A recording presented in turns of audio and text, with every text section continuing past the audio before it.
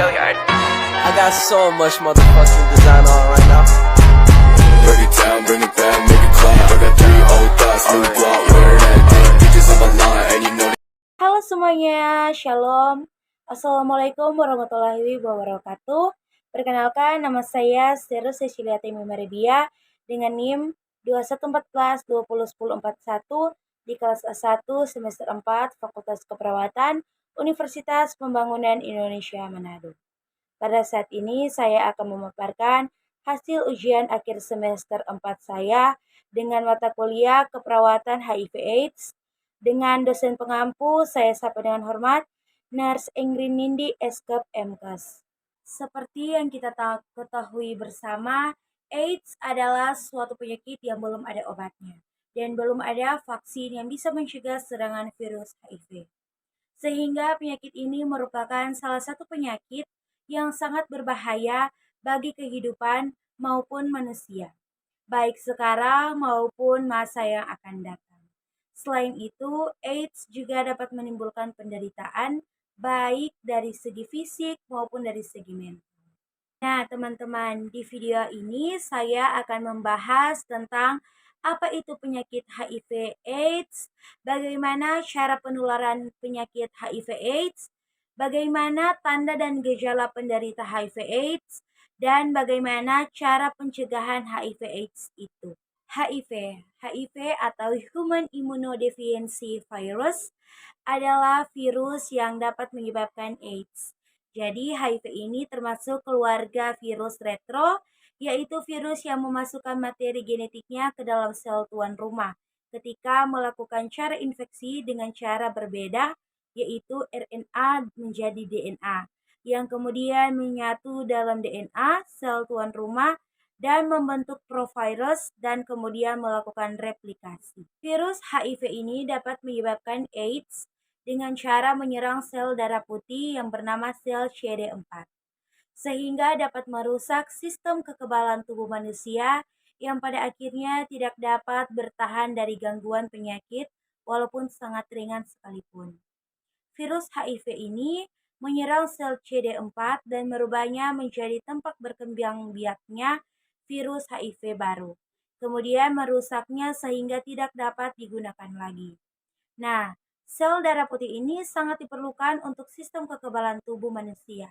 Tanpa kekebalan tubuh, maka ketika kita diserang penyakit, maka tubuh kita tidak memiliki lagi pelindung. Dampaknya adalah kita dapat meninggal dunia akibat terkena pilek biasa. AIDS atau Acute Immune Deficiency Syndrome merupakan dampak atau efek perkembangbiakan virus HIV dalam tubuh makhluk hidup atau tubuh kita. Nah, virus HIV ini membutuhkan waktu untuk menyebabkan sindrom AIDS yang mematikan dan sangat berbahaya. Jadi, penyakit AIDS ini disebabkan oleh melemahnya atau menghilangnya sistem kekebalan tubuh yang tadinya dimiliki karena adanya sel CD4 pada sel darah putih yang banyak dirusak oleh HIV atau virus HIV. Ketika kita terkena virus HIV, kita tidak dapat atau kita tidak langsung terkena AIDS. Untuk menjadi AIDS dibutuhkan waktu yang sangat lama, yaitu beberapa tahun untuk dapat menjadi AIDS yang mematikan. Saat ini tidak ada obat, serum maupun vaksin yang dapat menyembuhkan manusia dari virus HIV penyebab penyakit AIDS. Nah, kemudian bagaimana cara penularannya? Cara penularan HIV ini tidak ditularkan atau tidak disebarkan melalui hubungan sosial yang biasa seperti jabat tangan, bersentuhan, berciuman biasa, berpelukan, penggunaan peralatan makan dan minum, gigitan nyamuk, kolam renang, penggunaan kamar mandi atau WC, ataupun jamban yang sama atau tinggal serumah bersama orang dengan yang terkena HIV/AIDS. Cara penularan HIV itu ada 3, yaitu yang pertama ada hubungan seksual, baik secara vaginal, oral maupun anal dengan orang pengidap. Ini adalah cara yang paling umum terjadi dan lebih mudah terjadi penularan bila terdapat lesi penyakit kelamin dengan ulkus atau peradangan jaringan, seperti herpes genitalis, sifilis, gonorea, klamida, kankroid, dan trichomoniasis. Nah, resiko pada seks anal lebih besar dibanding seks vaginal dan resiko juga lebih besar daripada yang reseptif daripada yang insertif. Yang kedua ada kontak langsung dengan darah ataupun produk darah ataupun jarum suntik. Contohnya transfusi darah yang tercemar HIV. Yang kedua pemakaian jarum tidak steril ataupun pemakaian bersama jarum suntik dan sempitnya pada para pecandu narkotik suntik. Kemudian penularan lewat kecelakaan tertusuk jarum pada petugas kesehatan. Dan yang ketiga, secara vertikal dari ibu hamil pengidap HIV kepada bayinya, baik selama hamil ataupun saat melahirkan dan setelah melahirkan. Nah teman-teman, tanda dan gejala pengidap HIV/AIDS itu seperti apa? Nah, gejala AIDS ini beraneka ragam dan tergantung pada manifestasi khusus penyakit tersebut. Sebagai contoh, pasien AIDS dengan infeksi paru dapat mengalami demam dan keluar keringat malam, sementara pasien tumor kulit akan menderita lesi kulit. Gejala non-spesifik pada pasien AIDS mencakup rasa letih yang mencolok, pembengkakan kelenjar leher, ketiak serta lipat paha, dan penurunan berat badan yang tidak jelas sebabnya, kemudian diare yang berlarut-larut. Karena gejala-gejala yang belakangan ini dapat dijumpai pada banyak kondisi lainnya.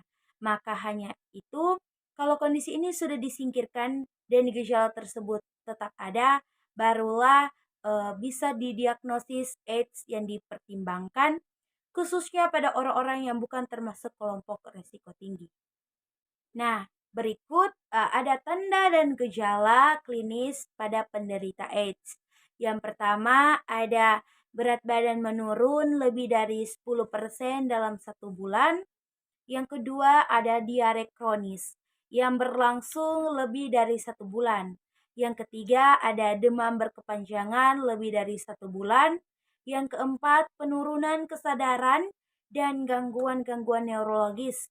Dan yang kelima demensia atau HIV encephalopathy. Nah, teman-teman, cara pencegahannya seperti apa? Nah, cara pencegahan HIV/AIDS ini yaitu yang pertama, hindari hubungan seksual di luar nikah. Nah, dengan usahakan hanya berhubungan dengan satu orang pasangan seksual, tidak berhubungan dengan orang lain. Yang kedua, pergunakan kondom bagi resiko tinggi apabila melakukan hubungan seksual. Yang ketiga, ibu yang darahnya telah diperiksa dan ternyata mengandung virus, hendaknya jangan hamil karena akan memindahkan virus AIDS pada janinnya. Dan yang keempat, kelompok risiko tinggi dianjurkan untuk menjadi donor darah. Yang kelima, penggunaan jarum suntik dan alat lainnya seperti akupuntur, tato, dan tindik harus dijamin sterilisasinya. Adapun usaha-usaha yang dapat dilakukan pemerintah dalam usaha untuk mencegah penularan AIDS ini, yaitu misalnya memberikan penyuluhan-penyuluhan atau informasi kepada seluruh masyarakat tentang segala sesuatu yang berkaitan dengan AIDS, yaitu melalui seminar-seminar terbuka, melalui penyebaran brosur atau poster-poster yang berhubungan dengan AIDS, ataupun melalui iklan di berbagai media massa, baik media cetak maupun media elektronik. Penyuluhan atau informasi tersebut dilakukan secara terus-menerus dan berkesinambungan kepada semua lapisan masyarakat agar seluruh masyarakat dapat mengetahui bahayanya penyakit AIDS ini, sehingga berusaha menghindari diri dari segala sesuatu yang bisa menimbulkan virus AIDS ini. Nah, teman-teman, itu tadi materi tentang HIV/AIDS. Semoga menambah wawasan yang luas bagi teman-teman yang sudah menonton. Dan mohon maaf jika ada kesalahan kata, mohon dimaafkan dan terima kasih. Halo teman-teman yang ingin kuliah atau yang ingin pendidikannya berlanjut Yuk gabung bersama kami di UNPI, Universitas Pembangunan Indonesia Manado. Apalagi di Fakultas Keperawatan, karena kenapa di Fakultas Keperawatan sudah terakreditasi B. Jadi sudah pasti aman dan terpercaya. Jadi tunggu apa lagi? Yuk gabung bersama kami di UNPI, Universitas Pembangunan Indonesia Manado. UNPI Jaya, UNPI Kampus Merdeka. Terima kasih.